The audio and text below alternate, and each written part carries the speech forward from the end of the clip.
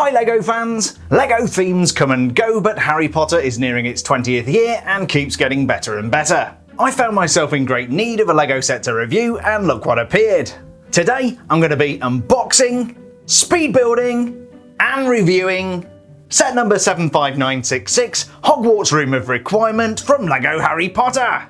We'll also be recreating an embarrassing encounter between Harry and Chang, and taking a look at every Luna Lovegood minifigure ever made so far.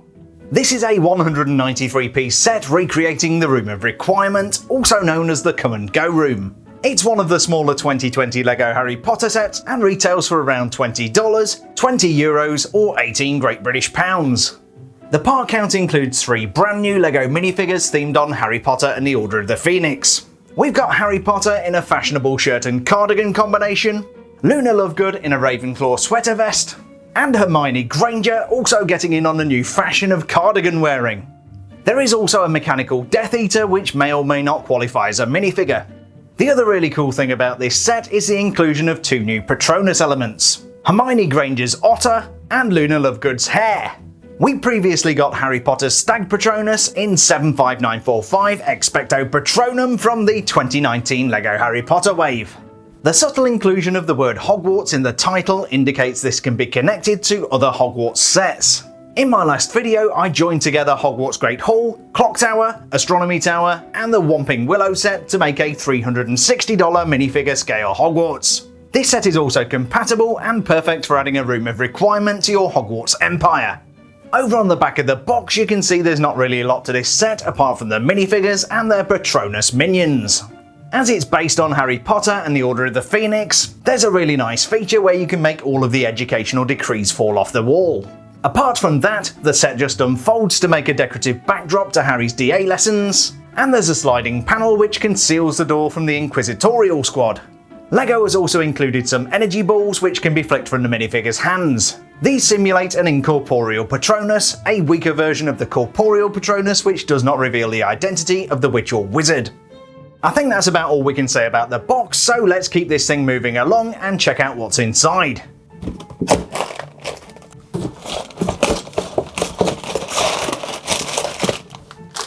Here's everything that came inside the box. We've got 2 numbered bags of LEGO, a 58-page instruction booklet, and joy of joys, a sticker sheet. I'm going to go ahead and build set number 75966, Hogwarts Room of Requirement, and today this is going to be a 30-second speed build.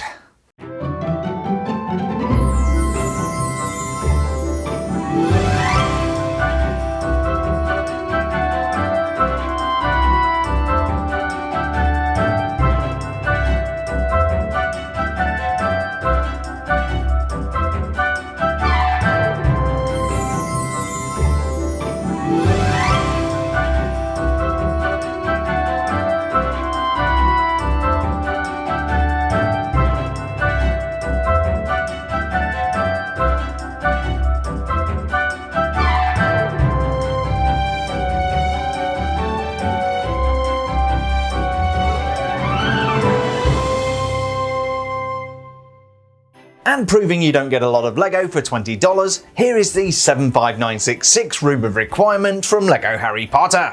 Build time today was 22 minutes, and apart from some fiddly stickering, it was pretty straightforward. Later in the video we'll be taking a close-up look at the minifigures and the mechanical Death Eater. I also have every Luna Lovegood minifigure to show you, and we'll be casting some of the spells that Harry taught Dumbledore's army. Before then, let's get acquainted with the Room of Requirement.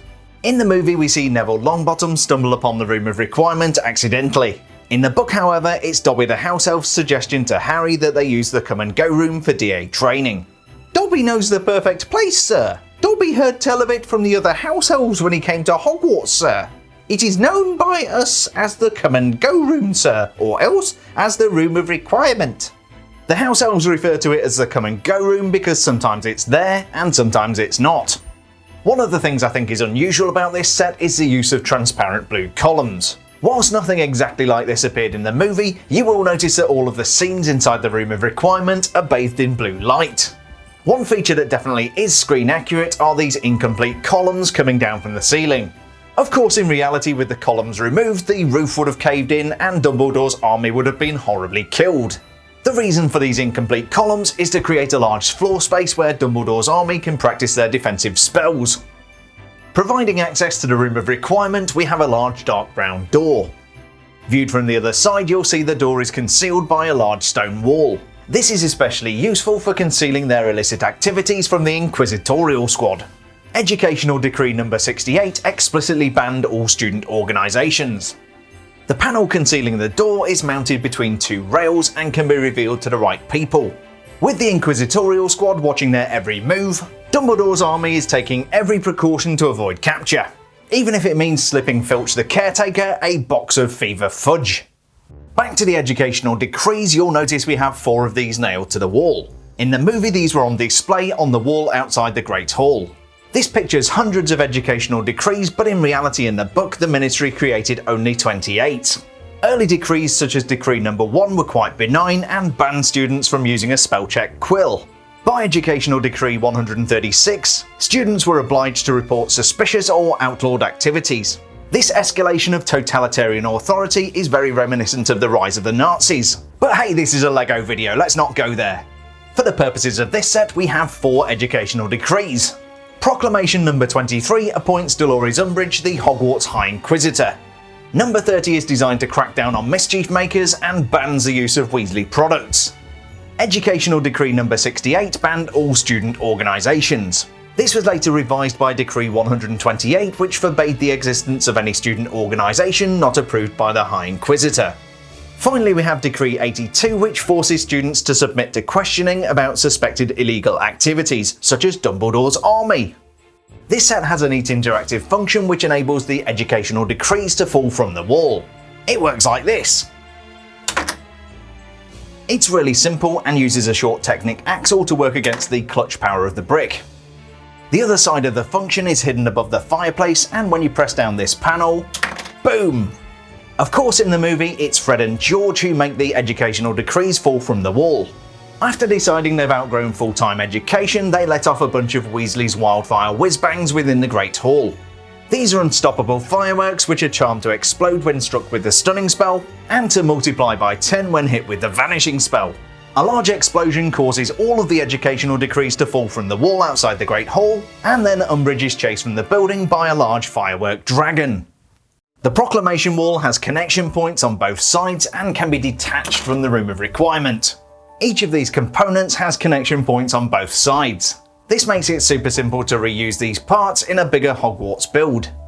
The fireplace, apart from keeping the students warm in the winter, is an elegant little build. There's a hearth complete with trans-orange flames and a grate, and then a chimney breast to carry away the smoke and the fumes.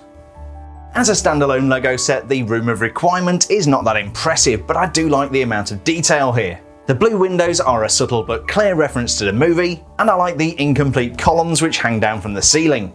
The sliding door adds a little extra dimension, and if you use minifigures from other sets, it adds a little extra dimension for storytelling.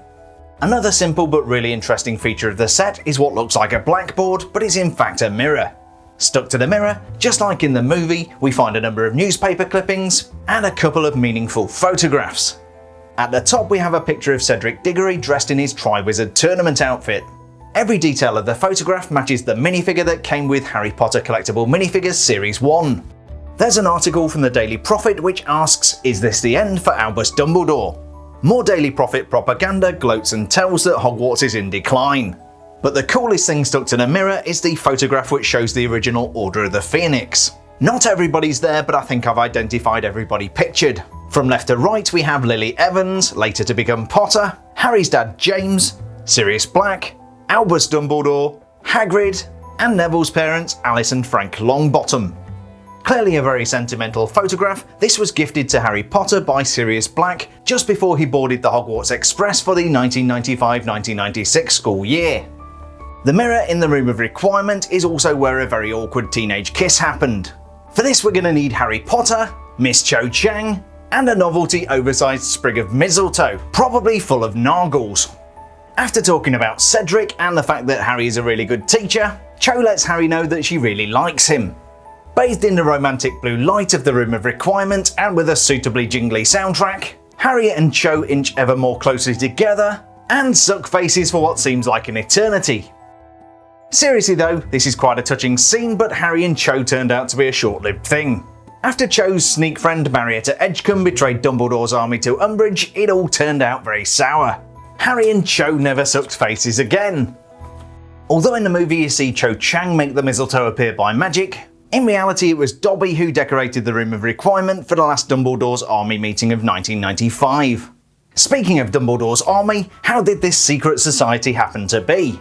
Dumbledore's army was actually the brainchild of Hermione Granger and was formed in the Hog's Head during the 1995-96 school year. Led by Harry Potter, the secret organisation was formed to provide students with practical defence against the dark arts training. Harry taught the students defensive spells such as the stunning spell Stupify, the disarming charm Expelliarmus, the reductor curse Reducto, which blasts solid objects to pieces, Reducto! Levicorpus, which is actually the incantation of a jinx and allows the victim to be hoisted into the air by their ankle, and one of the most powerful and complicated defensive charms known to wizard kind, the Patronus Charm Expecto Patronum. Included in this set we have Hermione's Corporeal Patronus, the Otter, and Luna Lovegood's Patronus, which is a hare. Being a powerful wizard myself, I do have a Patronus, and it is a tortoiseshell cat. Be sure to leave a comment on the video and let me know what your Patronus is. These Patronus elements are really nicely moulded and come in this kind of ethereal blue colour with the glitter. They are system compatible and can be connected to standard LEGO elements. Luna's oversized rabbit also has a stud on the back so you can create your own Wizarding World rodeo. Harry's Patronus, which is considerably more impressive, came with the 75945 Expecto Patronum set in 2019. The Stag was also the Patronus of Harry's dad, James Potter. So we've poked around the come and go room, dabbled in some defensive spells, and even relived that somewhat wet kiss. Now let's take a look at the minifigures. This set includes 3, arguably 4 minifigures: Harry Potter, Hermione Granger, Loony Luna Lovegood, and Bob the Mechanical Death Eater. Before we start, I do have some good news about the splinched Hermione from the Hogwarts Astronomy Tower review. She arrived with a manufacturing defect that even St Mungo's Hospital for Magical Maladies and Injuries couldn't put right. Thankfully, LEGO's customer service was as awesome as ever, and they sent an owl straight over with a replacement torso. Without the need for painful skellygrow, Hermione is back to her perfect self. We'll get back to Hermione in just a second, but before then let's take a look at Leader of the DA, Chosen One, and more than satisfactory kisser, Harry James Potter. As this is based on one of the later movies, Harry has the full-sized adult legs. The torso print is exclusive to Harry Potter and shows him wearing a white shirt, Gryffindor tie which isn't quite aligned properly, and that most fashionable of items, the Gryffindor school cardigan. I don't know about you, but if I wore a cardigan to school, bad things would happen. The attention to detail here is absolutely fantastic and recreates Harry exactly as he appeared in the Room of Requirement. There's a little bit more printing around the back for the red and gold Gryffindor colours and also some creases, and then we have an absolutely perfect Harry Potter face. We even have the signature Daniel Radcliffe bushy eyebrows. The alternate expression shows a much more angry Harry, but this is a facial print we've seen on many other Harry Potter minifigures. LEGO always does a great job of matching the minifigure's hair to the movie in which they appeared. This is a much more mature and well-groomed Harry Potter than we got with the first and second year minifigures. Over the years we've seen a lot of Harry Potter minifigures, probably in the range of 40 to 50 of them. This one, with its screen-accurate detail, is possibly one of the best. Also staying true to the costume she wore in the movie, this is DA founder Hermione Granger. She's also rocking a Gryffindor cardigan, shirt and tie, except Hermione seems to know how to use all of the buttons. It's a really nice crisp print, and if you hold it at the right angle to the light you will see some metallic details. Again, LEGO's graphic designers clearly watched the movie carefully and have recreated Hermione's costume in perfect detail. Even the styling of the hair is perfect and it's tied back with braids. The only thing you'll see different in the movie is that Hermione seems to have gained some blonde highlights. The hairstyle also appears on other Hermione minifigures, and so does the facial expression. This is a really cute facial expression, it does look like Hermione, and I love the freckles. Switch to the alternate expression and the beast is released.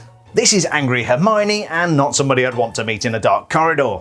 It's a pretty basic and simple Hermione minifigure, but they've got all of the details right, it's perfect. Almost but not quite hitting perfection, we have Luna Lovegood. There's actually quite a serious flaw in this minifigure design. If we take a look at her side by side, do you see it yet? Yes, that's right, LEGO have gone all cheap on us and swapped out the skirt for a pair of minifigure legs. If we go back to the movie, you'll notice that Luna is wearing a skirt. Come to think of it, so was Hermione. Maybe those LEGO people weren't paying attention after all. In fact, it looks a little bit like the one that Chang wears, so we know it can be done, LEGO. The LEGO skirt element isn't the best thing in the world, but if you were going for screen accuracy, this would be the way to go. In compensation, what we do get is an absolutely fantastic Ravenclaw sleeveless sweater. The arms are white to represent the shirt sleeves, and we have some really nice metallic silver detail for the Ravenclaw colours. But the best thing about this torso print is Luna's necklace. Dangling around her neck, she's wearing the cork from a butterbeer bottle. This is a really useful magical object and helps to protect against a certain magical creature. Shout it out in the comments and you'll get a personal love heart from me. The hair is long and blonde, exactly what we'd expect to see on Luna Lovegood. Like the hair, the facial expression is not unique to this version of Luna. It's a really nice facial expression, but I don't think it has that distant look that we associate with Luna. The alternate expression gets a little bit closer and shows a more surprised looking Luna Lovegood.